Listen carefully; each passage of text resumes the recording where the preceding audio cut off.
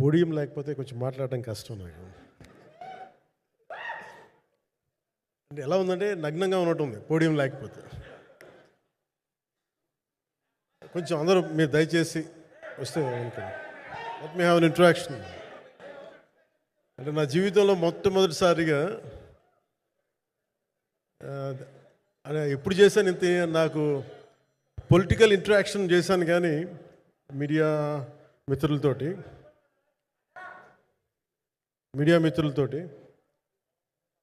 Cinema పరంగా నేను ఎప్పుడు ఆలోచించలేదు, ఎప్పుడు నాకు చేయలేదు. ఫస్ట్ టైం మొదటిసారి నేను ఎప్పుడు కొంచెం మొహాట పడతాను మాట్లాడడానికి సినిమాకి సంబంధించినంత వరకు. ఇక్కడ సినిమాని ఎలా ప్రమోట్ చేసుకోవాలో నాకు తెలియదు. పని చేయడం తెలుసు తప్ప దీన్ని అంటే మనం ఇంత చేసామని చెప్పడం ఎప్పుడు నాకు కొంచెం ఎబ్బెట్టుగాను ఇబ్బందిగా ఉంటుంది. ఇంకా నేను చాలా యాక్సిడెంటల్ యాక్టర్ అండ్ ఇంకా గత్యంతరం లేక టెక్నీషియన్ అయిన వాడిని. నాకు నచ్చే సన్నివేశాలు, నచ్చే సినిమాలు చేసుకోవడానికి. ఆ పరిస్థితుల్లో ఇది నా మొదటి ఇంటరాక్షన్. ఇది నా పర్లేదు కూర్చోండి.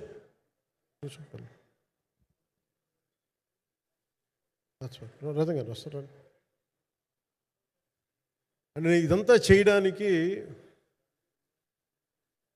మీడియా మాట్లాడడానికి ఇదేదో నాకు పొగరు అహంకారం ఏం కాదు.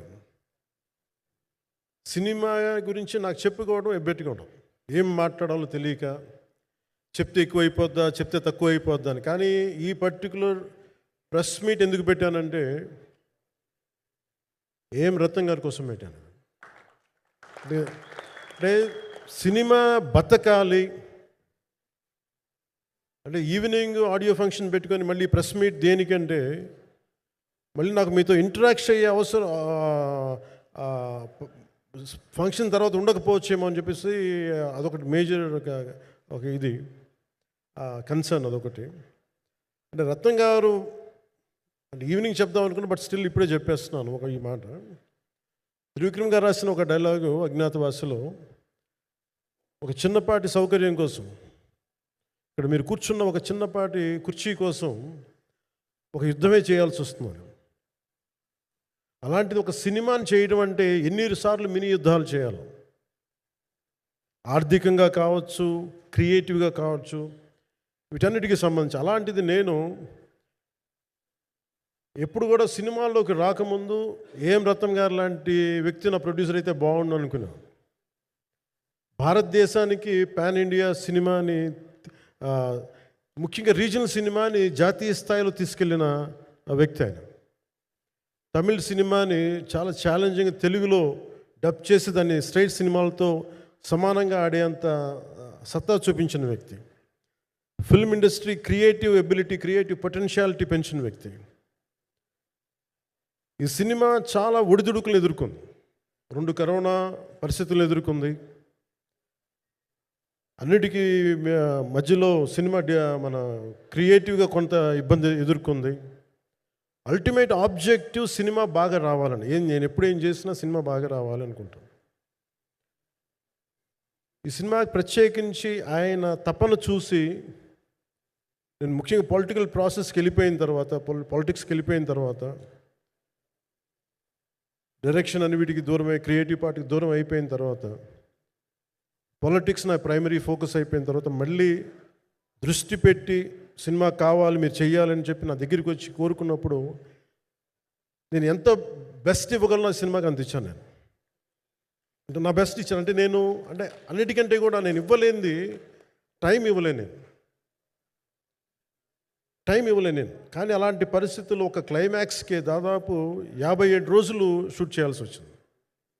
మండు టెండ బాగా, ఇట్స్ కైండ్ ఆఫ్ ఒక మిడ్ మే అంటే చాలా పిచ్చి ఎండ అన్నమాట. అలాంటి ఎండల్లో చాలా కాలం తర్వాత నాకు మార్షల్ ఆర్ట్స్, నేను ఎప్పుడో నేర్చుకున్న మార్షల్ ఆర్ట్స్, ఒక ఎస్క్రీమా కానీ, ఊషు కానీ, నేను నేర్చుకున్న సెల్ఫ్ డిఫెన్స్ టెక్నిక్స్ కానీ, యుఎస్లో నేను ఒక వర్క్షాప్ చేసిన జీత్ కండు ఇవి కానీ ఇవన్నీ ఈ సినిమాకి నాకు పనికి వచ్చినాయి. నాకు ఇవన్నీ వీళ్ళతో డిఫరెంట్ కొరియోగ్రాఫర్స్తో కూర్చొని ప్రత్యేకించి క్లైమాక్స్ పార్ట్ ఇది అందరికీ ఇన్స్పైర్ చేసింది. అంటే మన స్థూలంగా చెప్పాలి అంటే, ఒక క్లుప్తంగా చెప్పాలి అంటే, ఈ సినిమాకి ఇదే ఆయువు పట్టింది. ఈ ఫస్ట్ పార్ట్కి ఎక్కడో కొల్లూరు నుంచి మన కృష్ణానది తీరం కొల్లూరు, విజయవాడ సమీపంలో ఉన్న కొల్లూరు ప్రాంతం నుంచి దొరికిన ఒక కోహినూరు వజ్రం నుంచి అది ఎటు మన గోల్కొండ రాజుల దాకా వచ్చింది, మన హైదరాబాద్ సుల్తాన్ల దాకా ఎలా వచ్చింది, దీని ట్రావెల్ ఇటు వెళ్ళింది. ఇవన్నీ జరిగినప్పుడు దీని నేపథ్యంలో జరిగే కథ ఇది. ముఖ్యంగా ఈ ఫౌండేషనల్ వర్క్ చేసిన వ్యక్తి క్రిష్ జాగర్లమూడి గారు చాలా హై కాన్సెప్ట్తో పట్టుకొచ్చారు దీన్ని. ఆయనను రత్నం గారు నా దగ్గరికి వచ్చినప్పుడు చాలా బాగా నచ్చి వెంటనే చేశాను. చేసిన తర్వాత ఒక్కొక్కటి కరోనా నిజంగా ఇంపాక్ట్ ఇస్తుంది. అంటే ఎలా ఉండదంటే, ఎంత హార్డ్గా ఉండదంటే ఇండస్ట్రీ, అది ఎవరిని తప్పు పట్టలేము. ఒకప్పుడు ఆయన వెంట చుట్టిన నిర్మాతలు, ఆయన వెంట తిరిగిన డిస్ట్రిబ్యూటర్స్, హీరోస్ అందరికి అలాంటి వాళ్ళకి ఒక నిర్మాతగా ఆయన తపన పడుతుంటే నాకు అంటే ఆయన కోసం ఖుషి తీస్తున్నప్పుడు కానీ ఆయనతోటి ఎంత సౌకర్యం ఇచ్చారంటే, అసలు మాకు 1 month ముందు ప్రీ ప్రొడక్షన్ అయిపోయి నాకు అంత సౌకర్యాన్ని ఇచ్చారు. నేను కంపోజ్ చేసిన యాక్షన్ సీక్వెన్సెస్ కానీ ఫైట్స్ కానీ ఖుషీకి నాకు ఆల్రెడీ ఒక 1 month 1.5 month థియేటర్ నాకు ఇచ్చేసి, మన సురేష్ ఎఫెక్ట్స్ థియేటర్ మొత్తం ఇచ్చి నాకు అంత లగ్జరీ ఇచ్చిన వ్యక్తి ఆయన నలిగిపోతుంటే నాకు నిజంగా చాలా బాధేస్తుంది. ఒకసారి it is not about money, it's not about success, it's about standing by whom you trust, who stood for the people and who stood for the industry. నాకు ఎందుకు ఇది మీతో పంచుకోవాలనిపించింది. సినిమా ఎంత విజయం ఇది నాకు నిజంగా తెలియదు, ఎందుకంటే నేను ఇట్లా అనుకోవచ్చు ఇంకోలా, కానీ ఒక్కటి మటుకు చాలా సిన్సియర్గా చెప్పగలను. Krish came out with very good concept, చాలా హై కాన్సెప్ట్ పట్టుకొచ్చారు. కొంత వ్యక్తిగత కారణాలు, కొన్ని ప్రొఫెషనల్ కారణాలు ఆయన ప్రాజెక్టుకి బయటికి వెళ్ళినా కానీ దీన్ని ఫౌండేషనల్ వర్క్ చేసిన క్రిష్ గారికి మనస్ఫూర్తిగా నా హృదయపూర్వక ధన్యవాదాలు తెలియజేస్తాను మా అందరి తరఫున. అలాగే తర్వాత స్టెప్ ఇన్ అయ్యింది మన జ్యోతికృష్ణ గారు. నేను ఖుషి సినిమా చేస్తున్నప్పుడు అప్పుడే లండన్ ఈ ఫిల్మ్ మేకింగ్ కోర్స్ చేసి మన డైరెక్షన్లో ఇన్స్టిట్యూట్ అంతేనా డైరెక్షన్ కదా, ఫిల్మ్ మేకింగ్ కోర్స్ చేసి అప్పుడే గ్రాడ్యుయేట్ అయ్యి వచ్చి అప్పటి నుంచి ఉన్నప్పుడు బట్ యాక్చువల్ తనతో మాట్లాడుతుంటే మోస్ట్ సెన్సిబుల్ డైరెక్టర్ అనిపించారు. ఈ ఒక టైంలో ఏమనిపించిందంటే, బయట ఉన్న మాటలు కానీ అసలు సినిమా వస్తుందా లేదా బయటికి అని ఉండేది. కానీ మాకు ఎప్పటికప్పుడు నీరసం పడిపోయినప్పుడల్లా నాకు నీరసం వచ్చేసేది.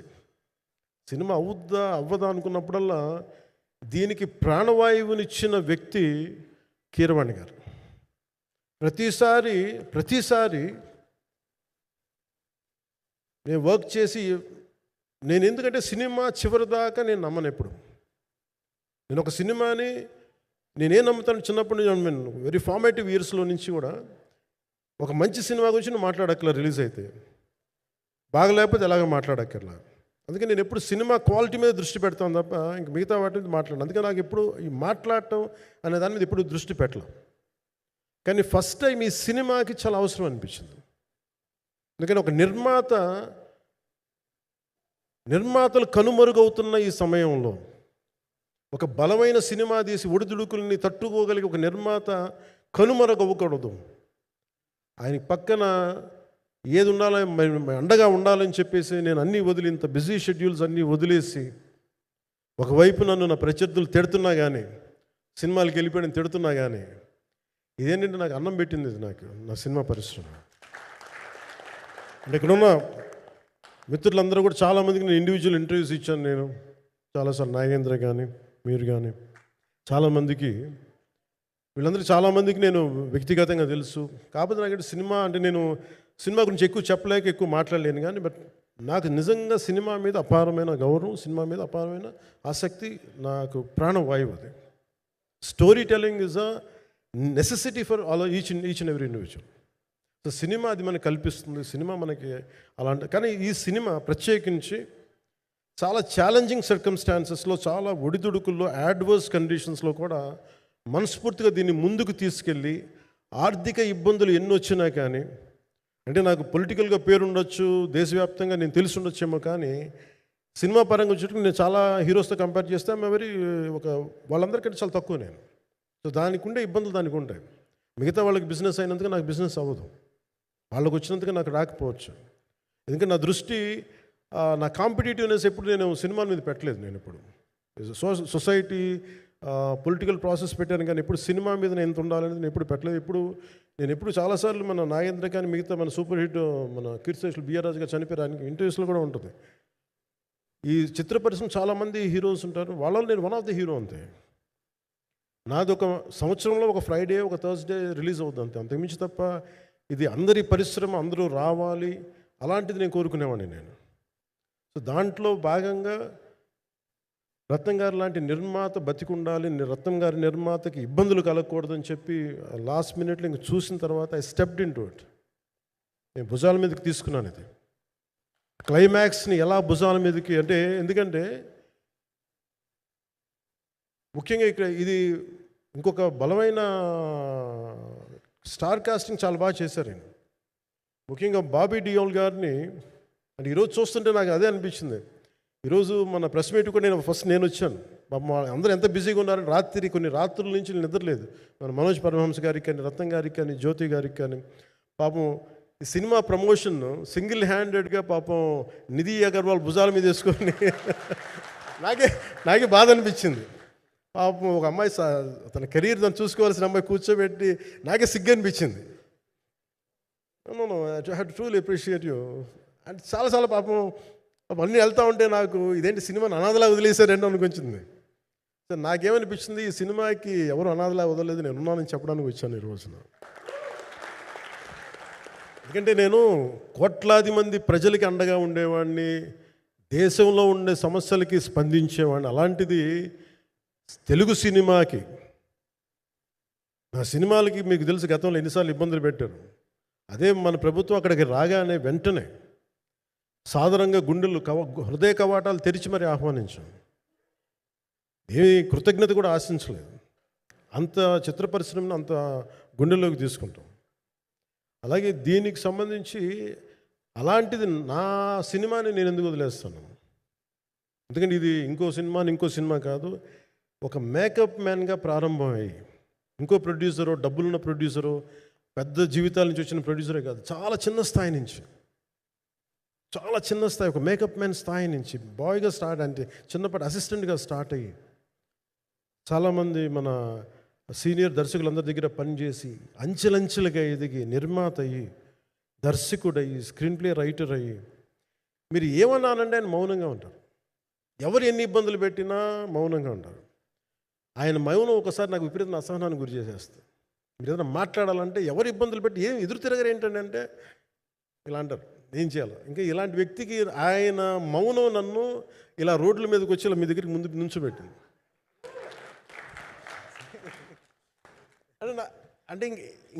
అంటే ఆయన ఏంటంటే చెప్తారు, ఆయన మౌనం అంటే రమణ మహర్షి నుంచి బాగా నేర్చుకున్నట్టున్నారు. మౌనం అన్నిటికీ సమాధానం. సో నాకు మనస్ఫూర్తిగా ఈ స్టార్ కాస్టింగ్ ఒకటి, అంటే నా చిత్ర పరిశ్రమ మీద ఎందుకు ఇంత గౌరవం అంటే, మనందరం కులాల మీద, మతాల మీద, ప్రాంతాల మీద, భాషల మీద కొట్టుకుంటూ ఉంటాం. But any film industry take in this world, especially Indian film industry, దీనికి there is no caste discrimination, there is no region discrimination, there is no religion discrimination, nothing. It's purely your creative potentiality, purely your creative ability. నువ్వు చిరంజీవి గారి తమ్ముడు కావచ్చు, చిరంజీవి గారి కొడుకు కావచ్చు, లేదంటే ఇంకొకళ్ళు అబ్బాయి కావచ్చు, మేనల్లుడు కావచ్చు, ఇట్ డజంట్ మ్యాటర్. నీకు టాలెంట్ లేకపోతే నువ్వు నిలబడలేవు, నీకు సత్తా లేకపోతే నువ్వు ఇక్కడ ఉండలేవు. అది నా కొడుకైనా సరే. ఇట్ ఆల్ డిపెండ్స్ నీకు ఎంత టెనాసిటీ ఉంది, ఎంత పర్సీవరెన్స్ ఉంది, ఎంత నిలబెట్టుకోగలవు, ఎంత నిలదొక్కుకోగలవు, ప్రతికూలతలు ఎంత బలంగా నిలబడగలవు. ఒక నిర్మాత సినిమా తీయడం అంటే ఒక యజ్ఞం చేయడం లాంటిది. తిట్లు తినాలి, ఇబ్బందులు పడాలి, అన్నీ పడిన తర్వాత ఫైనల్ డబ్బులు మిగిలితే కూడా లేదు తెలియదు. ఇలాంటి పరిస్థితుల్లో నాకేమనిపించిందంటే, ఈయన పడ్డ కష్టం చెప్పాలనిపించింది ఈ రోజున. ఈ ప్రెస్ మీట్ తాలూకు ముఖ్య అంశం, ఒక చిన్న స్థాయి నుంచి వచ్చిన వ్యక్తి నిర్మాతగా ఎదిగి, ఆయనకున్న పాపం ఆయన మంచితనం ఆయన్ని శాపంగా అవ్వకూడదని చెప్పి ఒక ఉద్దేశంతో ఆయన మంచితనం చెప్పాలి, ఆయన ఒక మంచి సినిమా చేశారని చెప్పడానికి నేను ఈ రోజున మీ ముందుకు వచ్చాను. ఎందుకంటే నేనేం నమ్ముతానంటే, సినిమా బాగుంటే ఎలాగో చూస్తారు, దీని గురించి చెప్పక్కర్లేదు. సినిమా బాగాలేకపోతే ఎలాగో చూడరు. మీరు ఎంత పబ్లిసిటీలు చేయండి ఇవన్నీ అనుకోండి, అందుకే నేను పెద్ద ఎక్కువ మాట్లాడడానికి ప్రయత్నం చేయను. కానీ ఈ పర్టికులర్ రోజు మటుకు, ప్రత్యేక ఈ రోజు మటుకు ఆయన పడ్డ కష్టం ఈ సినిమాకి, అలాగే ఒక్కొక్క కాస్టింగ్ ఆయన చేసింది, దీనికి నేను కృషి గారిని కూడా చాలా మనస్ఫూర్తిగా అభినందిస్తున్నాను. ఎందుకంటే ఆయన కూర్చున్నప్పుడు ఎంతమందిని పెట్టాం, ఒక ఔరంగజేబ్గా మిగతా నటులు ఒకళ్ళిద్దరు యాక్టర్స్ని పెట్టి కూడా ఒకళ్ళ చేత యాక్ట్ చేయించాం ఒకళ్ళ చేత. కానీ Bobby Deol so apt for Aurangzeb, ఎంత కన్విక్షన్తో చేశాను. అప్పటికి ఆయనకి ఇంకా ఆయన చేసిన హిందీ సినిమాలు కూడా రాలేదు ఇంకా ఆయనకి. ఎంత కన్విక్షన్తో చేశారంటే నాకు నిజంగా ఆయనతో యాక్ట్ చేయడం చాలా ఆనందాన్ని ఇచ్చింది. సో అలాంటి బాబీ డియోల్ గారిని మొత్తం pan India, Manoj Paramahamsa was roped in last. ఇంకా సినిమా ఎట్లా మనం అయిపోవాలి, నేను పాలిటిక్స్కి వెళ్ళిపోయిన తర్వాత, డిప్యూటీ సీఎం బాధ్యతలు తీసుకున్న తర్వాత అందరికీ అయిపోయింది, ఇంకా సినిమాలు చేయలేడు ఇతను, ఎలా చేస్తాడంటే నాకు తెలుసు కష్టం అని. నేను ఎలా చేశాను ఈ సినిమా అంటే, పొద్దున్న 2 గంటలు చేసామని, బ్రేక్ఫాస్ట్ టైము, లేదంటే నా ఎక్సర్సైజ్ టైంని కొంచెం మిడ్ నైట్గో లేదంటే ఎర్లీ మార్నింగ్ 4 గంటలు పెట్టుకొని, ఆ 2 గంటలు ఏమి దొరుకుద్దో ఆ 2 గంటలు ఇస్తే జ్యోతి, మనోజ్ గారు, మన రత్నం గారు, వీళ్ళు కూర్చొని ప్లాన్ చేసి, అది కూడా నా ఆఫీస్కి, నా పార్టీ ఆఫీస్కి కూతవేటు దూరంలో ఉన్న ఒక మా స్నేహితులు ఒక వాళ్ళ గోడౌన్ ఉంటే అక్కడ కూర్చొని షూట్ చేసాం. ఎంత మండుటెండ అంటే, అసలు దాంట్లో కూర్చొని మ్యాట్ వర్క్ చేసి మీరు ఫైనల్ రిజల్ట్స్ చూస్తే ఇది ఇక్కడ చేశారంటే అంత ఆశ్చర్యం అనిపిస్తుంది. And hats off to Manoj Paramahamsa garu. And ఈ సీన్స్ అన్నిటికీ ప్రీ విజువలైజేషన్, ప్రతి సీన్ చేయబోయే ముందు అసలు నాకు ఏమనిపించిందంటే, సినిమా చేయగలమా లేదనని పరిస్థితుల్లో జ్యోతికృష్ణ గారు ముందుకు వచ్చి నాతో మాటలు నేను చెప్పలేదని, ఇది ఇలా చేస్తాం అలా చేస్తాం ఏం చెప్పలా, ఏమి చేయబోతున్నాడో ఎవ్రీథింగ్ వాజ్ ప్రీ విజువలైజ్డ్. ఈ సీన్ ఇలా ఉండబోతుంది, ఈ చేయబోయే సీన్ ఇలా ఉన్నది. నాకు దాని మీద ఆత్మవిశ్వాసం కలిగింది. నాకు లేదు, ఒక సత్తా ఉన్న దర్శకుడు, తెలుగు చిత్ర పరిశ్రమకి సైజ్ తీయగలిగేవాడు, మంచి సాలిడ్ ఎడిటింగ్ సెన్స్ ఉన్నవాడు, మ్యూజికల్ సెన్స్ ఉన్నవాడు. అలాంటి వ్యక్తికి మనోజ్ పరమహంస గారు తోడారు. వీళ్ళిద్దరు కాంబినేషన్లో రత్నం గారి అనుభవంతో ఈ రోజున ఒక మంచి ప్రోడక్ట్ అయితే తీసుకొచ్చాం. ఇది ఎలా ఉంటుంది, ఎలా ఉండబోతుంది, ఎంత హిట్ అవుతుంది అనేది ఇది సంపూర్ణంగా ప్రజల చేతిలోనే ఉంటుంది. అది ఏ స్థాయిలో ఇది ఉంటుంది అనేది అది ప్రజలు చెప్పాల్సింది తప్ప అది నేను చెప్పుకునేది కాదు. బట్ నా వరకు నేను ప్రత్యేకించి నేను వ్యక్తిగతంగా చేసింది ఈ సినిమాకి, అపార్ట్ ఫ్రమ్ యాక్టింగ్ కాంట్రిబ్యూషన్, నేను ఏ సినిమా చేసినా ప్రతి సన్నివేశంలోనూ, ప్రతి సాంగ్ అండ్ డాన్స్లో కూడా కొన్నిసార్లు నేను చేయలేక, నేను ఒక రిలక్టెంట్గా యాక్టర్లో ఎలాగో టెక్నీషియన్గా కూడా నాకేంటంటే, సుస్వాగతం సినిమాలో నన్ను తీసుకెళ్ళి వైజాగ్లో బస్సు మీద ఎక్కించి డ్యాన్స్ చేయమన్నారు. చచ్చిపోయిన డ్యాన్స్ ఇలాగా. ఇంకా మిగతా వాళ్ళకి ఎంత తేలికైన డ్యాన్స్ నాకు చేయాలంటే నేను గింజుకుపోయి, నేను అనుకున్నాను ఈరోజు ఇంక సినిమాలు మానేస్తాను చెప్పి మౌదినికి ఫోన్ చేసి కూడా చెప్పాను, చాలా పర్యాలు చెప్పాను. అలాంటి అందుకని నాకేంటంటే సాంగ్ అండ్ డ్యాన్స్ కూడా నేను ఎలా చేయగలను దానికి అనుకోగా నేను ఎత్తుక్కుంటాను. అలాగే యాక్షన్ సీక్వెన్స్ కూడా రియల్ లైఫ్లో కొడితే ఎలా ఉంటుంది, మార్షల్ ఆర్ట్స్లో సాధన ఉన్నవాడిని, ఈ లాట్ ఆఫ్ వర్క్షాప్స్, ఈ మార్షల్ ఆర్ట్ వర్క్షాప్స్ చేసిన వాడిని కాబట్టి హౌ రియలిస్టిక్ వీ కెన్, ఎంత సహజంగా మనం వెళ్ళగలం, వీటి మీద ఒక అవగాహన ఉన్నవాడిని కాబట్టి చాలాసార్లు కూర్చుంటాను. కానీ ప్రత్యేకించి ఈ 20 minutes లాస్ట్ సీక్వెన్స్, ఇది 2 partsగా ఎలా అయింది అంటే, ఒరిజినల్ థాట్ కృషి గారి దగ్గర నుంచి వచ్చినప్పుడు ఇట్ వాస్ క్వైట్ లాంగ్. ఈ సినిమా ఒక పార్ట్లో అవుద్దని అనేవాడు మొదటి నుంచి. బట్ లేటర్ వాళ్ళు డిసైడ్ చేసుకొని ఒక టైంలో ఇది అవ్వదు, you want make it as 2 parts అనుకున్నప్పుడు ఎక్కడికి వచ్చి ఆగిందంటే ఈ ఈ క్లైమాక్స్ దగ్గరికి వచ్చి ఆగింది ఫస్ట్ పార్ట్. సో చెప్తున్నప్పుడు నాకేమనిపించిందంటే how else we can take it, how else we can scale it up. So దానికి నేను కూర్చొని నాకున్న ఈ మార్షల్ ఆర్ట్స్ కానీ బేసిక్ యాక్షన్ కొరియోగ్రఫీ నా ప్యాషన్ కాబట్టి ఈ పర్టికులర్ డ్రామా, ఈ పర్టికులర్ దాంట్లో ఏంటంటే మొఘల్ టైమ్స్లో ప్రతి ఒక సగటు భారతీయుడు అనుభవించిన బాధ అది. ఒక యావరేజ్ సగటు భారతీయుడు మొఘల్ కాలంలో అనుభవించిన ఒక ఒక ఒక సిచ్యువేషన్. ఆ సిచ్యువేషన్ హీరోకి సంబంధం ఉండదు, కానీ how he gets entangled, how he gets involved in it, that is the outcome, that he's been captured. So దీన్ని ఒక 57 days మేము చేయగలిగామంటే, ఆ రోజు నాకు కనుక మన జ్యోతి గారు ఉండుంటే పక్కన, maybe I would done it in at least ఒక 50% ఆఫ్ ఇట్. ఎందుకంటే నేను చెప్పింది అలా చేయగలరు ఇవన్నీ కూర్చోబెట్టి వీ డిడ్ అవర్ బెస్ట్. అంటే నేనేమనుకున్నానంటే క్లైమాక్స్ చేసేటప్పుడు ఇంక నేను తర్వాత సినిమాలు చేస్తానో కూడా లేదో నాకు తెలియదు, కానీ నాకు ఇష్టమైన నిర్మాత, తెలుగు చిత్ర పరిశ్రమకి నిజంగా ఒక అండగా ఉన్న నిర్మాత, I want give my best to him. నేను అందుకని ఆంధ్రప్రదేశ్ ప్రభుత్వానికి కూడా మన ముఖ్యమంత్రి గారికి కూడా తెలియజేశాను, ఈయన్ని ఫిల్మ్ డెవలప్మెంట్ కార్పొరేషన్కి చైర్మన్ నేను ప్రతిపాదించాను. అంటే నాకేంటంటే I don't want to be a political, ఆయన నా నిర్మాతని కాదు, ఈయన అందరు హీరోలతో తీశారు, ఈయన పాన్ ఇండియాలో ప్రతి ఒక్కరు తెలిసి ఈయనంటే. ఇలాంటి వ్యక్తి ఉంటే మన తెలుగు చిత్ర పరిశ్రమకి బాగుంటుంది. అలాగే ప్రత్యేకించి తెలుగు చిత్ర పరిశ్రమ అనేది నాకు ఈ టాలీవుడ్ అనే పదాలు నాకు వాడటం నాకు ఇష్టం ఉండదు. Bollywood, Tollywood, Kollywood, Mollywood, why should we ape Hollywood? We have a greater story narrative ability మన దగ్గర ఉంది. We have a greater story telling ability. We don't have to ape Hollywood. We take the best practices of Hollywood, but not necessarily the name of Hollywood. వాళ్ళకున్న professionalism మనం నేర్చుకోవాలి, వాళ్ళకున్న commitment నేర్చుకోవాలి, వాళ్ళకున్న production designing ability మనం తీసుకురాగలగాలి. So ఇవన్నీ నేను నా పరిధిలో ఈ రోజున ఆంధ్రప్రదేశ్ ప్రభుత్వంలో ప్రత్యేకించి ఈ శాఖ నా పరిధిలో ఉంది కాబట్టి దానికి ఆయన పేరు ప్రతిపాదించాను. నా ఉద్దేశం ఏంటంటే తెలుగు చిత్ర పరిశ్రమ తెలంగాణలో ఉన్న, కర్ణాటకలో ఉన్న, చెన్నైలో ఉన్న ఏదైనా సరే తెలుగు చిత్ర పరిశ్రమ, భారతీయ చిత్ర పరిశ్రమకి చాలా మంచి జరగాలి, ఇలాంటి వ్యక్తి ద్వారా ఏదైనా చేద్దామని ఒక ఉద్దేశంతో ఆయన పేరు ప్రతిపాదించాను. భవిష్యత్తులో ఆయన అవుతారని మనస్ఫూర్తిగా నేను ఆశిస్తున్నాను. అందుకని అన్నీ నా చేతిలో ఉండవు కదా, అందుకని చెప్తాను. ఇఫ్ అండ్ బట్ చెప్పాలి కదా. సో ప్రత్యేకించి మీ అందరికీ నా హృదయపూర్వక ధన్యవాదాలు తెలుపుకుంటూ నెక్స్ట్ 2-3 daysలో I'll try to give as many interviews as I can. Nidhi, I'm grateful to you.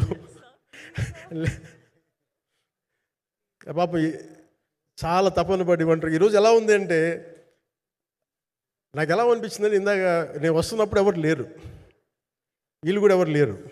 నేను వచ్చి చాలాసేపు కారులో కూర్చున్నాను, ఎందుకంటే మళ్ళీ మీరు తిట్టకూడదు, లేట్ వచ్చాడు, నీకు డిప్యూటీ సీఎం అయితే పొగలు వచ్చేస్తాను మీరు అనుకో అంటారండి. నాకు అట్లా అనిపించలేదు.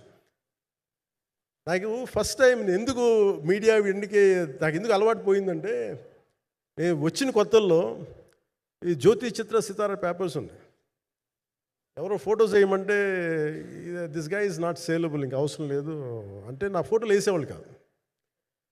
సో నాకేమనిపించింది సార్, ఇంక నేను మన ఈయన కాడికి నేను ఏమి అంటున్నాను నాకు తెలియదు అని చెప్పేసి మా నిర్మాతలు కూడా ఉండేవాళ్ళు కాదు. సో నాకు పబ్లిసిటీ లేకుండా సినిమాలు రిలీజ్ అవ్వడం అలవాటు అయిపోయింది నాకు. సో అదే ప్రాక్టీస్ అయిపోయింది నాకు, అంతే. మళ్ళీ కూర్చోబెట్టి మీరు ఏం మాట్లాడతారు, మళ్ళీ అది ఇటు తిరిగి వస్తుందని చెప్పేసి మిగతా అంత నాట్ టాకెటివ్. మీరు సినిమా పొలిటికల్ ప్రాసెస్కి వచ్చేటప్పుడు నేను ఏదైనా మాట్లాడగలను, కానీ సినిమా వచ్చేటప్పటికి చాలా చాలా ఒత్తిడి తీసుకోవాల్సి వస్తుంది. అంటే ఎంత కథ చెప్పాలి, ఎంత కథ చెప్పకూడదు, ఈ మాట అద్భుతంగా ఉందంటే ఏం అద్భుతంగా ఉందని మళ్ళీ తిడతారు, తర్వాత 100 ఆలోచనలతోటి స్లో డౌన్ అయిపోతాను.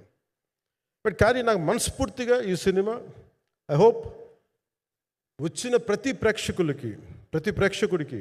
ప్రేక్షకులందరికీ కూడా ఒక మంచి అనుభూతిని ఇస్తుంది. నేను మనస్ఫూర్తిగా నమ్ముతున్నాను, ఖచ్చితంగా అలాంటి అనుభూతిని ఇస్తుంది. మీరు థియేటర్లోంచి బయటికి వెళ్ళేటప్పుడు మటుకు విల్ గో విత్ ఒక ఎనర్జెటిక్ ఫీల్తో వెళ్తే అంతవరకు అయితే చెప్పగలను నేను. ఎందుకంటే నేనే నమ్ముతాను, సినిమాకి వెళ్ళేటప్పుడు సినిమా ఒక స్టోరీ చెప్పినప్పుడు నా జీవితంలో చిన్నపాటి ప్రభావితం చూపించాలి. అలాంటి ప్రభావం, అలాంటి ఎనర్జీ ఇచ్చే సినిమా అవుతుందని మనస్ఫూర్తిగా నేను ఆశిస్తూ మీ అందరికీ ప్రత్యేకించి మీ అందరికీ పేరు పేరున ధన్యవాదాలు తెలియజేస్తున్నాను. ఇంకా మాట్లాడాలని ఉంది కానీ సాయంత్రం ఈవెంట్ ఉంది కాబట్టి. సో ఇంకొక మాట నేను చెప్తాను, ఎందుకు ఈ పర్టికులర్ ప్రెస్ మీట్ అంటే, I want to tell you, I'm grateful to each one of you. I'm grateful to you. Thank you for standing by us. Thank you very much.